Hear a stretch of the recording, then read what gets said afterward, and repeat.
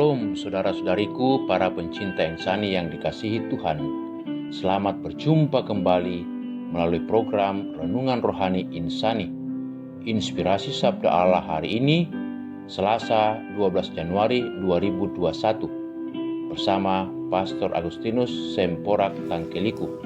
Selamat mendengarkan. Saudari-saudari yang terkasih dalam Yesus Kristus, selamat berjumpa kembali bersama saya Romo Sem dalam channel Insani, Inspirasi Sabda Allah hari ini.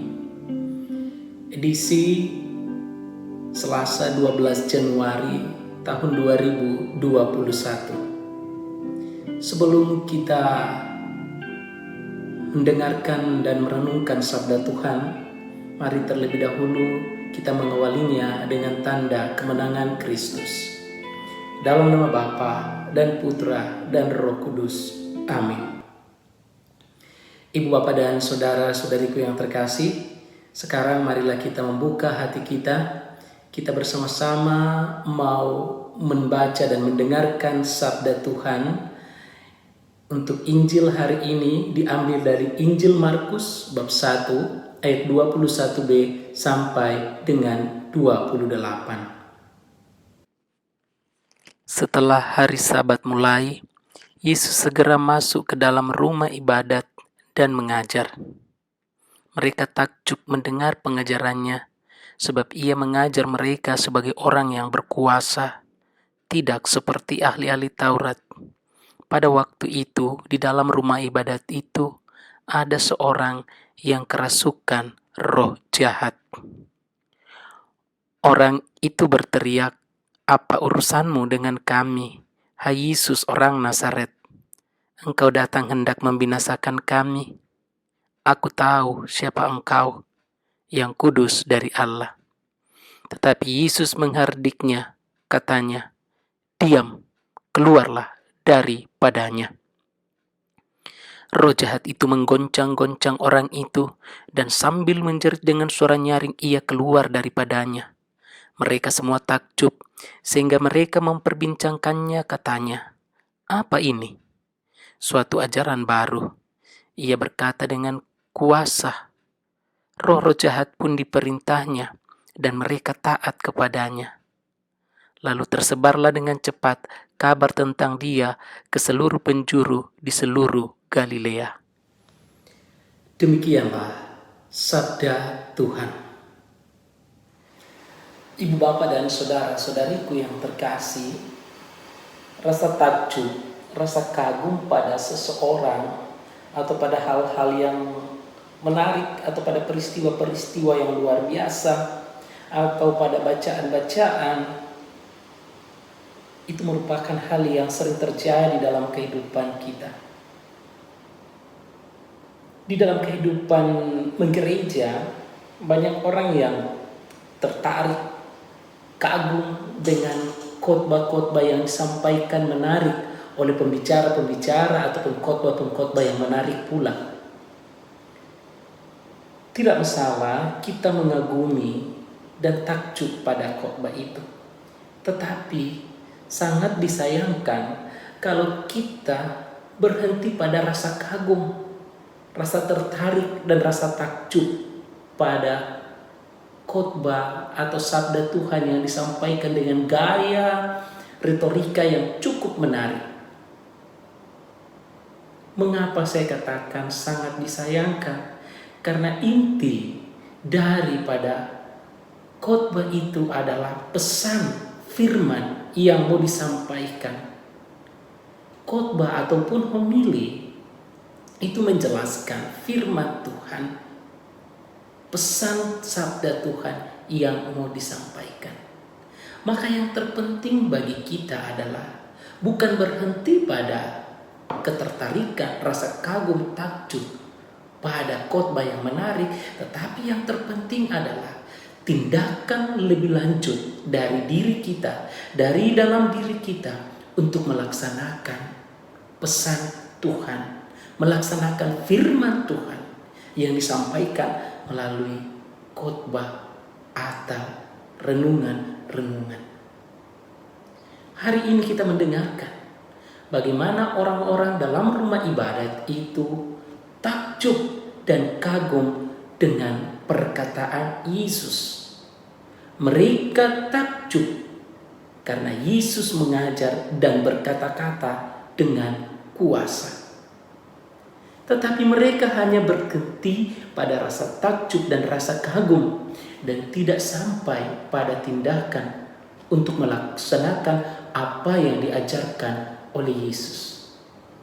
Ibu bapak dan saudara-saudariku yang terkasih, sebagai orang beriman yang percaya kepada Yesus, kita tidak boleh berhenti pada rasa kagum, rasa takjub, pada sabda Tuhan, pada perkataan Tuhan, pada pribadi Tuhan, tetapi juga kita harus berani mengambil tindakan untuk melaksanakan apa yang diajarkan oleh Yesus, apa yang diperintahkan oleh Tuhan dengan kuasanya itu sendiri, melalui firman-Nya yang kita dengarkan, melalui permenungan-permenungan yang bisa kita dengarkan daripada imam, para pengkhotbah, di setiap kita merayakan Ekaristi atau dalam perjumpaan-perjumpaan sesama umat dalam komunitas atau dalam persekutuan doa. Yang kedua, kita juga diajar untuk senantiasa mengenal kehadiran Tuhan yang penuh kuasa. Kalau roh jahat mampu mengenal kehadiran Tuhan yang penuh kuasa, apalagi kita, orang yang senantiasa dekat dengan Tuhan dan telah mempersatukan diri dengan Tuhan. Dan kita mengimani Tuhan. Siapa Dia? Tentunya kita juga mengenal Tuhan. Karena itu Bapak, Ibu, dan saudara-saudariku yang terkasih, melalui Injil hari ini pula kita diajak untuk mengenal kehadiran Tuhan yang penuh kuasa di dalam kehidupan kita. Ia mampu melakukan segala sesuatu dalam kehidupan kita ini. Perkataannya, sabdanya penuh kuasa. Seperti Dia berkata dan memerintahkan roh jahat, diam dan keluarlah, roh jahat itu tunduk. Karena apa? Karena perkataan Yesus, sabda Yesus penuh kuasa.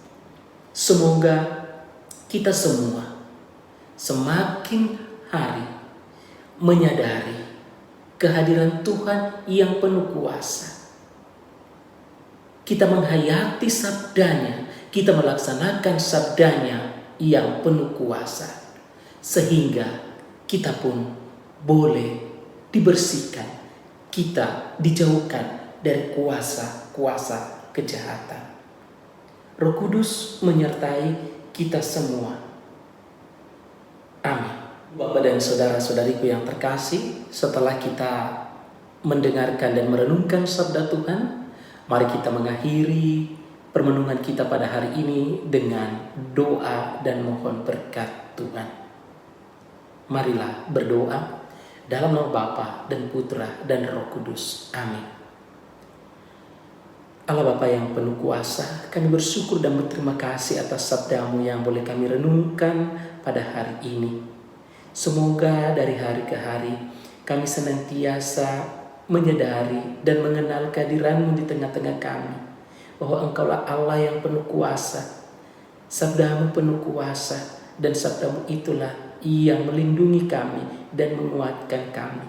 Mampukan juga kami untuk menjadi pelaku-pelaku sabda-Mu dan tidak hanya berhenti pada rasa kagum akan kuat kuasa-Mu, akan sabda-Mu itu sendiri, tetapi mampukanlah kami untuk bisa melaksanakan apa yang Kau ajarkan melalui sabda-Mu. Dengan pengantaraan Yesus Kristus Putra-Mu Tuhan kami, yang hidup dan berkuasa kini dan sepanjang segala masa. Amin. Tuhan serta-Mu.